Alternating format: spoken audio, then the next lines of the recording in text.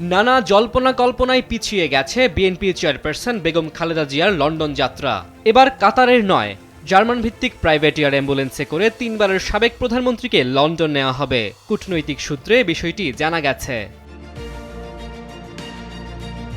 German private air ambulance company Bombardier Challenger 600 সিরিজের jet Khaleda জিয়াকে হজরত শাহজালাল আন্তর্জাতিক বিমানবন্দর থেকে নিয়ে লন্ডনের উদ্দেশ্যে রওনা হবে।